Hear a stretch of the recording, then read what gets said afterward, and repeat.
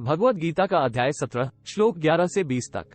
अफलाकान शिवयज्ञो विधि दृष्टो य इजिते यष्ट्विमेवेति मनः समाधाय स सात्विक अभिषंधाय तु फलदंभार्थम पिचैव्यत इजिते भरत श्रेष्ठ तम यज्ञम विद्धि राजसम विधिहीनम सृष्टान्न मंत्रहीनम दक्षिणम श्रद्धाविरहित यज्ञम तामस परिचिक्षिते देवद्विज गुरु प्राग्य पूजन शौचमाज्वम ब्रह्मचर्य अहिंसा च शारीर तपोच्यते अनुद्वेकर वाक्यम सत्यम प्रियहित च यत् स्वाध्यायाभ्यस चैव वान्म्यम तप उच्यते मनः प्रसाद सौम्यत्वम मौनमात्म विनिग्रह भाव संशुद्धिरित्येत तपोमांसमुच्यते श्रद्धया पर्या तप्तम तपस्तत्रिविधन्नर अफलाकान शिवयुक्त सात्विक परिचिक्षिते सत्कारमान पूजात तपोदम्भे चैव्यत् क्रियते तदे प्रोक्त राजसम चलमध्रुवम मूग्राहेनात्मनो यत्पीड्या क्रियते तप परस्योत्सादनात् वा तत्तामसमुदाहृतम दातव्यमिति यद्दान्न देशे काले च पात्रे च तद्दान्न सात्विक स्मृतम।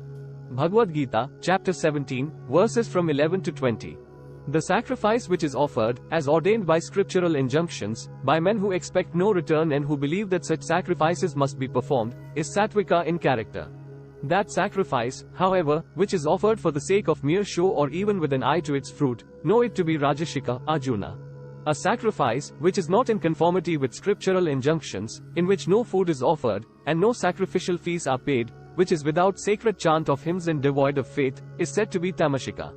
Worship of gods, the Brahmanas, one's guru, elders and great soul, purity, straightforwardness, continence and non-violence, these are called penance of the body.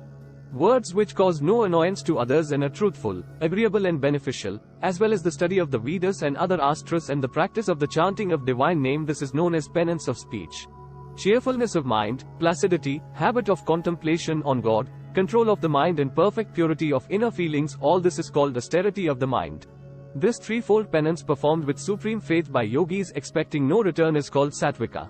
The austerity which is performed for the sake of renown, honor or adoration, as well as for any other selfish gain, either in all sincerity or by way of ostentation, and yields an uncertain and momentary fruit, has been spoken of here as rajashika. Penance which is resorted to out of foolish obstinacy and is accompanied by self-mortification, or is intended to harm others, such penance has been declared as tamashika. A gift which is bestowed with a sense of duty on one from whom no return is expected, at appropriate time and place, and to a deserving person, that gift has been declared as sattvika. जो शास्त्र विधि से नियत यज्ञ करना ही कर्तव्य है, इस प्रकार मन को समाधान करके फल न चाहने वाले पुरुषों द्वारा किया जाता है, वह सात्विक है। परंतु हे अर्जुन, केवल दंभाचरण के लिए अथवा फल को भी दृष्टि में रखकर जो यज्ञ किया जाता है, उस यज्ञ को तू राजस जान।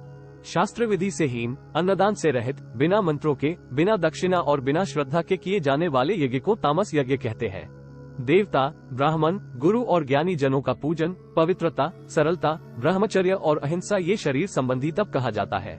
जो उद्वेग न करने वाला, प्रिय और हितकारक एवं यथार्थ भाषण है तथा जो वेद शास्त्रों के पठन का एवं परमेश्वर के नाम जप का अभ्यास है, वही वाणी संबंधी तप कहा जाता है। मन की प्रसन्नता, शांत भाव, भगवत चिंतन करने का स्वभाव, मन का निग्रह और अंतःकरण के भावों की भली भांति पवित्रता, इस प्रकार यह मन संबंधी तप कहा जाता है। फल को न चाहने वाले योगी पुरुषों द्वारा परम श्रद्धा से किए हुए उस पूर्वोक्त 3 प्रकार के तप को सात्विक कहते हैं। जो तप सत्कार, मान और पूजा के लिए तथा अन्य किसी स्वार्थ के लिए भी स्वभाव से या पाखंड से किया जाता है, वह अनिश्चित एवं क्षणिक फल वाला तप यहाँ राजस कहा गया है। जो तप मूर्ता पूर्वक हठ से, मन, वाणी और शरीर की पीड़ा के सहित अथवा दूसरे का अनिष्ट करने के लिए किया जाता है, वह तप तामस कहा गया है।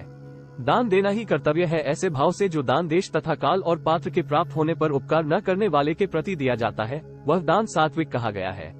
इससे आगे के श्लोक अगले भाग में। अगर वीडियो अच्छी लगी तो कमेंट में लिखना जय Shri Krishna. Thanks for watching, like, share and subscribe.